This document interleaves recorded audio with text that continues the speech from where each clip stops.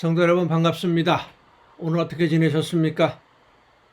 어제는 한파주의보가 내릴 정도로 날이 많이 추웠습니다. 봄이 눈앞에 다가온 듯 싶었는데, 그래서 두꺼운 겨울옷들 이제는 집어넣어야 되나 보다 했는데 다시 꺼내 입었습니다. 날씨가 아주 많이 추워져 이런 환절기 때 특별히 감기라든지 이런 호흡기 질환 잘 관리하셔서 영적으로도 건강하고 또 육신적으로도 강건할 수 있기를 바랍니다. 특히 이 가정 예배를 통해서 영적으로 하나님의 말씀을 늘 가까이 하고 우리가 예수님을 많이 닮아가는 그러한 신앙의 성장을 이룰 수 있기를 간절히 바랍니다. 600일이 넘어가 650일, 670일 정도가 되는 이 기간 동안 우리가 이 가정 예배를 계속 하고 있는데, 가정 예배를 통해서 여러분의 신앙에 조금이라도 도움이 되었으면 좋겠다 싶은 마음이 늘 간절합니다. 가정 예배를 통해서 짧은 시간이지만 매일 시간을 정해놓고 하는 이 예배를 통해서 말씀을 묵상하고 기도하는 가운데 하나님이 원하시는 아름다운 모습으로 늘 성숙해져가는 여러분이 되고, 그래서 하나님이 기뻐하시는 열매를 많이 맺고 하나님 앞에 기쁨을 드리는 그러한 우리 모두가 될 수 있었으면 정말 좋겠습니다. 오늘 우리가 드리는 이 가정 예배가 649번째, 내일이면 이제 650번째가 되는데, 여러분도 참 대단하십니다. 이렇게 함께 해주시는 여러분에게 정말로 감사를 드립니다. 오늘 우리가 함께 은혜를 나눌 본문 말씀은 구약성경 에스겔서 10장입니다. 에스겔 10장 18절부터 22절까지에 있는 말씀 봉독합니다. 에스겔 10장 18절부터 22절까지 여호와의 영광이 성전 문지방을 떠나서 그룹들 위에 머무르니 그룹들이 날개를 들고 내 눈 앞에 땅에서 올라가는데 그들이 나갈 때에 바퀴도 그 곁에서 함께 하더라. 그들이 여호와의 전으로 들어가는 동문에 머물고 이스라엘 하나님의 영광이 그 위에 덮였더라. 그것은 내가 그발 강가에서 보던 이스라엘의 하나님 아래에 있던 생물이라. 그들이 그룹인 줄을 내가 아니라 각기 네 얼굴과 네 날개가 있으며 날개 밑에는 사람의 손 형상이 있으니 그 얼굴의 형상은 내가 그발 강가에서 보던 얼굴이며 그 모양과 그 몸도 그러하며 각기 곧게 앞으로 가더라. 아멘. 이 에스겔 10장을 보면 에스겔 선지자가 환상 중에서 하나님의 형상을 환상으로 보게 되는데, 어떤 모습이냐면 하나님이 예루살렘 성전을 떠나는 모습을 봅니다. 하나님이 예루살렘을 떠나신다, 성전을 떠나신다. 있을 수 없는 일이고 상상할 수 없는 일이지요. 하나님의 이름으로 지어진, 그래서 하나님의 집인데 그곳을 하나님이 떠나신다. 그런데 에스겔 선지자가 보는 그 환상 중에 그 일이 실제로 일어났습니다. 하나님이 예루살렘을 떠나시는 거예요. 왜 떠나십니까? 이제는 더 이상 하나님의 말씀을 듣지 않고 더 이상 하나님을 두려워하지도 않으며 더 이상 하나님을 믿고 따르지 않는 사람들, 하나님의 뜻을 따라 생활하려고 하는 생각이 전혀 없는 사람들, 불순종하는 사람들과 더 이상 함께하지 않으시려고 하나님이 그들 곁을 떠나시는 겁니다.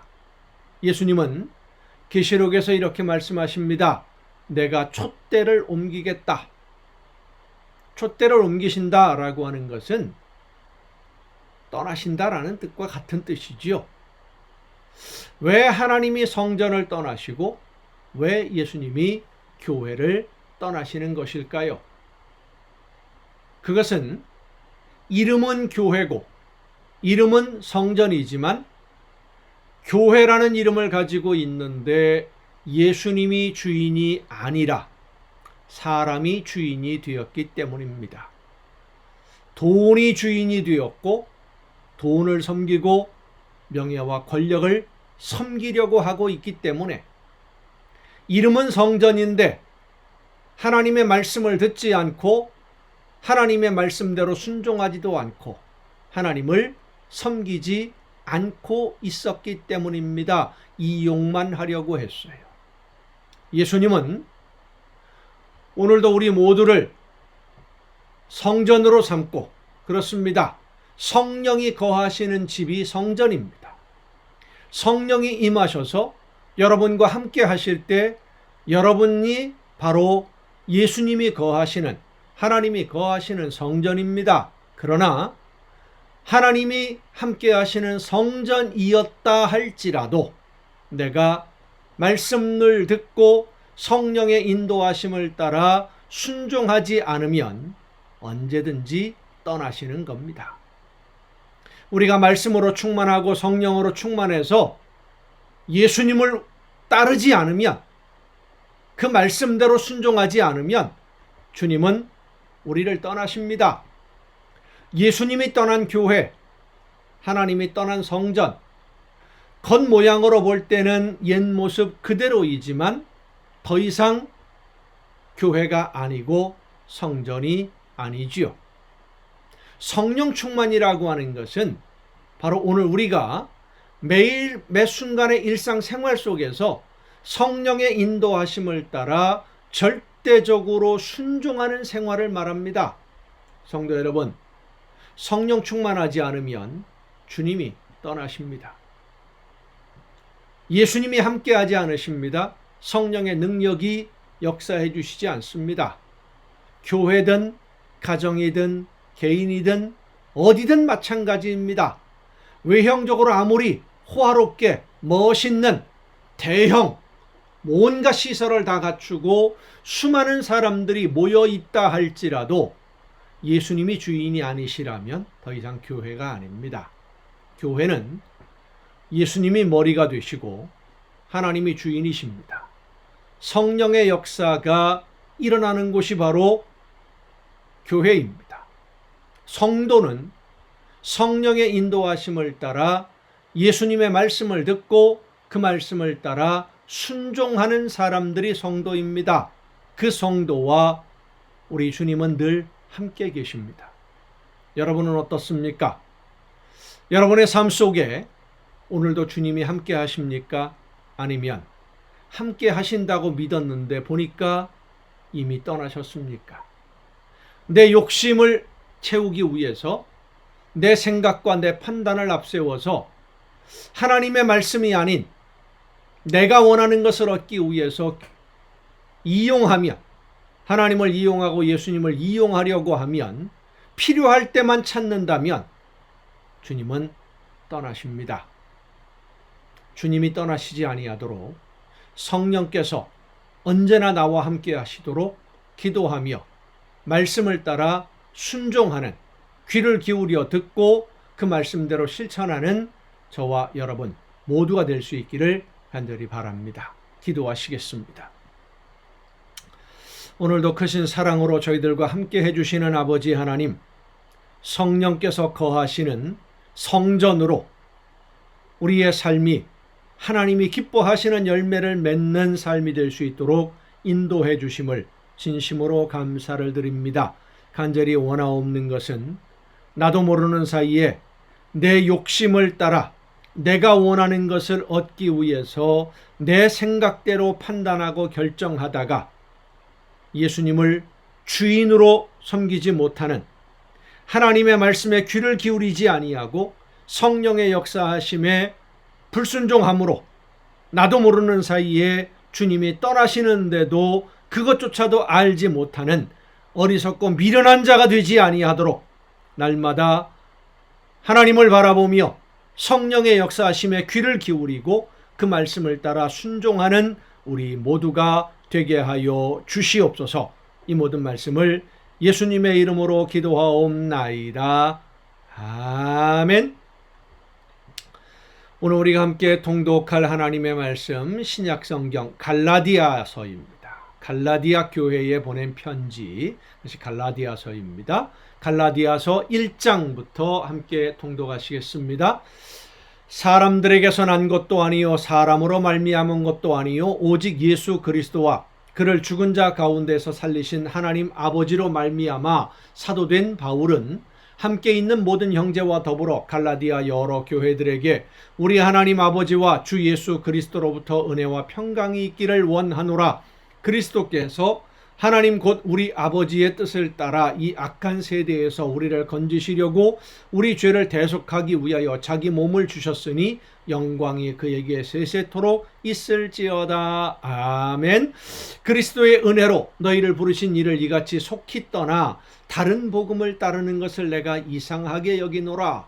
유대교에 속한 사람들이 와서 율법을 지키고 할례를 받아야 된다, 이런 말씀들을 사도 바울이 세운 이방인 교회에 전했다. 어제 우리가 사도행전에서 우리가 같이 함께 통독한 말씀들인데, 갈라디아 교회도 역시 마찬가지였다라는 겁니다. 예수 그리스도의 복음, 예수님으로 말미암아 구원받는다, 구원을 얻는다라고 하는 이 복음에서 떠나서 다른 데로 빠져버린 것이 참으로 신기하다, 이상하다라고 지금 바울이 얘기하는 거예요.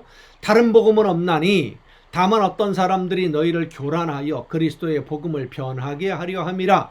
그러나 우리나 혹은 하늘로부터 온 천사라도 우리가 너희에게 전한 복음 외에 다른 복음을 전하면 저주를 받을지어다. 우리가 전에 말하였거니와 내가 지금 다시 말하노니 만일 누구든지 너희가 받은 것 외에 다른 복음을 전하면 저주를 받을지어다. 이제 내가 사람들에게 좋게 하리야 하나님께 좋게 하리야 사람들에게 기쁨을 구하리야 내가 지금까지 사람들의 기쁨을 구하였다면 그리스도의 종이 아니니라. 형제들아, 내가 너희에게 알게 하노니 내가 전한 복음은 사람의 뜻을 따라 된 것이 아니니라.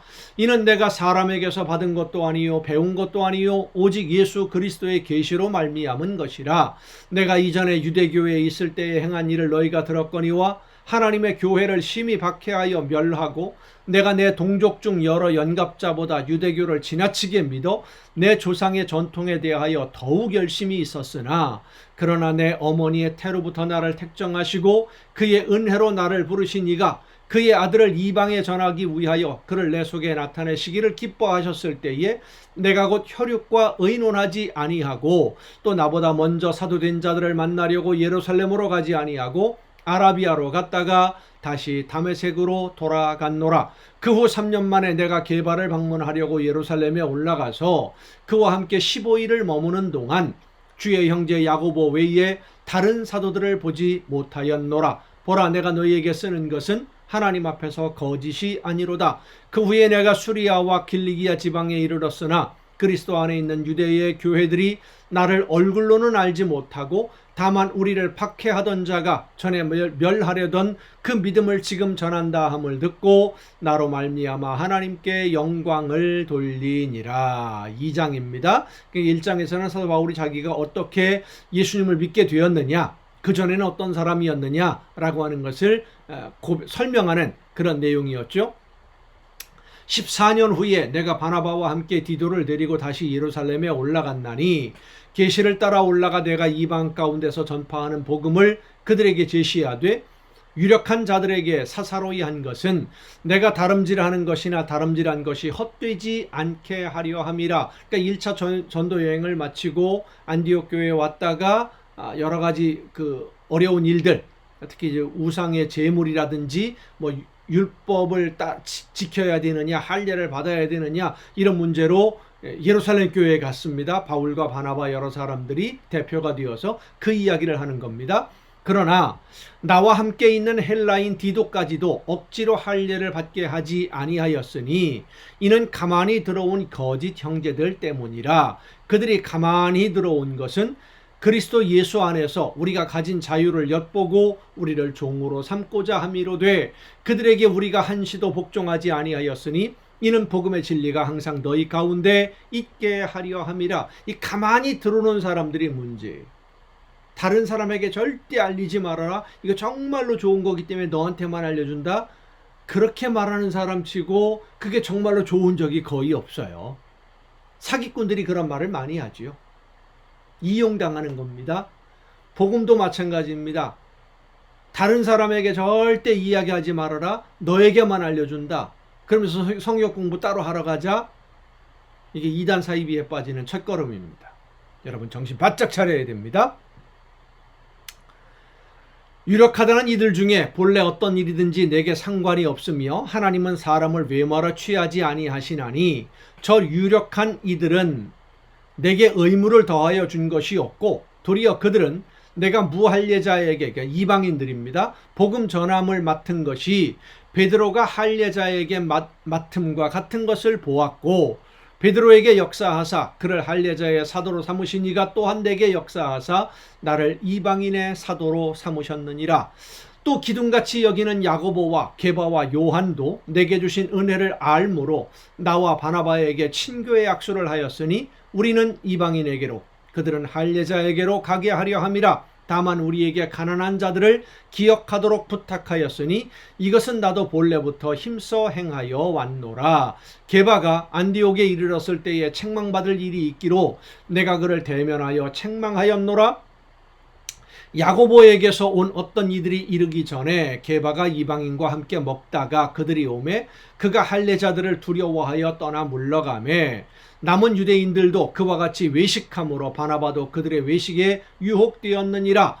그러므로 나는 그들이 복음의 진리를 따라 바르게 행하지 아니함을 보고 모든 자 앞에서 게바에게 이르되 네가 유대인으로서 이방인을 따르고 유대인답게 살지 아니하면서 어찌하여 억지로 이방인을 유대인답게 살게 하려느냐 하였노라.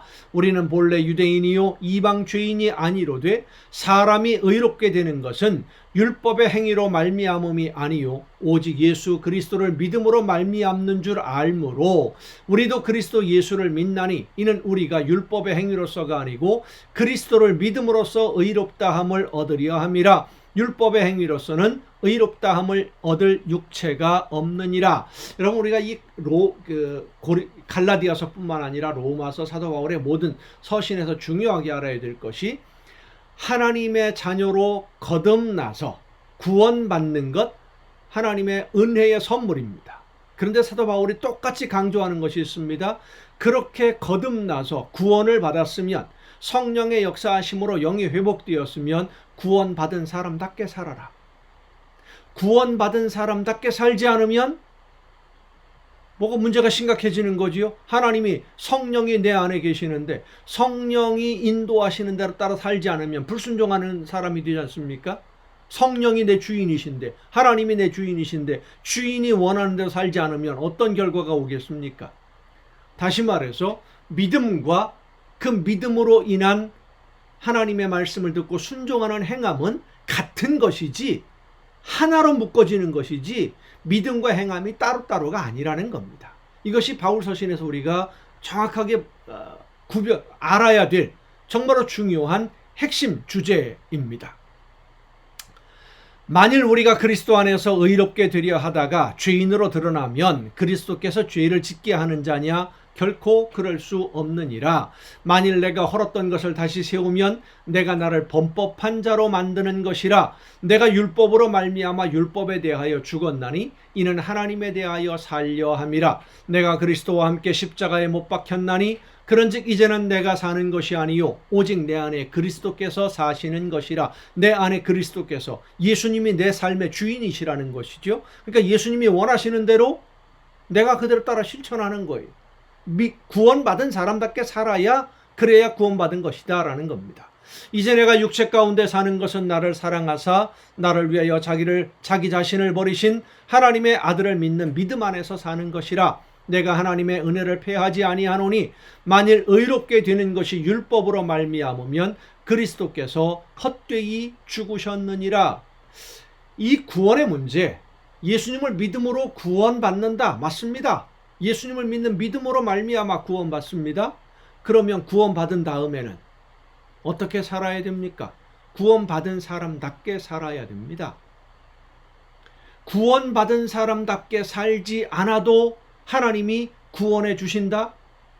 성경을 읽어보세요. 복음서에도 예수님이 우리가 복음서를 얼마 전에 읽었습니다마는 복음서에도 마찬가지고요. 성경 어디에도 그런 말씀 없습니다. 구원하십니다. 그러나 구원받았으면 구원받은 사람답게 살아야 됩니다. 성령의 인도하심을 따라 하나님의 자녀답게 살아야 됩니다. 그것이 열매입니다. 열매 맺지 않는 나무는 찍혀 불에 던져집니다. 3장입니다. 갈라디아서 3장. 어리석도다 갈라디아 사람들아, 예수 그리스도께서 십자가에 못 박히신 것이 너희 눈앞에 밝히 보이거늘 누가 너희를 꾀더냐? 내가 너희에게서 다만 이것을 알려 하노니 너희가 성령을 받은 것이 율법의 행위로냐 혹은 듣고 믿음으로냐? 너희가 이같이 어리석으냐? 성령으로 시작하였다가 이제는 육체로 마치겠느냐? 너희가 이같이 많은 괴로움을 헛되이 받았느냐? 과연 헛되냐?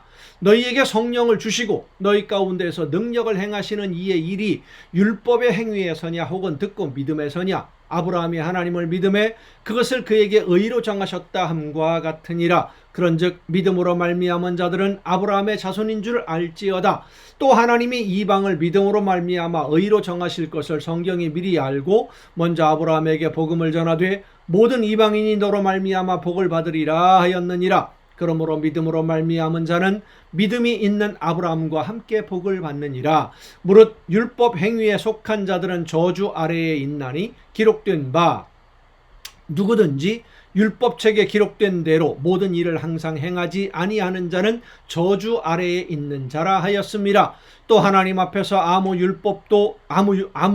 율법으로 말미암아 의롭게 되지 못할 것이 분명하니 이는 의인은 믿음으로 살리라 하였습니다. 율법은 믿음에서 난 것이 아니니 율법을 행하는 자는 그 가운데서 살리라 하였느니라. 그리스도께서 우리를 위하여 저주를 받은 바 되사 율법의 저주에서 우리를 속량하셨으니 기록된 바 나무에 달린 자마다 저주 아래에 있는 자라 하였습니다. 이는 그리스도 예수 안에서 아브라함의 복이 이방인에게 미치게 하고 또 우리로 하여금 믿음으로 말미암아 성령의 약속을 받게 하려 함이라. 이 믿음과 행함의 구분이 될 수 없는, 그렇다고 해서 율법의 여러 조항들, 성경에 있는 여러 규범들을 지키기만 하면, 그 성경에 있는 말씀대로 다 지키기만 하면 그럼 의로운 사람이 되고 구원을 받느냐? 그거는 분명히 아니지요. 예수 그리스도로 말미암아 죄 사함을 얻지 못하면 구원받은 자의 반열에 설지 못합니다. 그것이 제일 중요합니다. 성령께서 내 모습을 알려주시고 알게 해주시고 내가 죄인임을 깨달아 알게 해주시고 하나님의 은혜가 아니면 내가 살 수 없다는 것을 깨닫게 해주시고 그래서 회개하고 성령을 선물로 받아서 우리가 믿는 구원의 자녀가 되었어요. 영이 회복됐어요. 그러면 그 회복된 영으로 나에게 말씀해 주시는 하나님의 음성을 듣고 이제는 다시는 죄를 범하는 불순종으로 가지 않고 순종의 걸음을 걸어야 됩니다.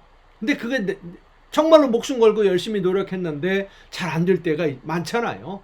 사람이다 보니까 연약해서 잘 못하게 되면 또 회개하는 거예요. 하나님, 내가 하나님의 말씀대로 살지 못했습니다. 용서하여 주옵소서.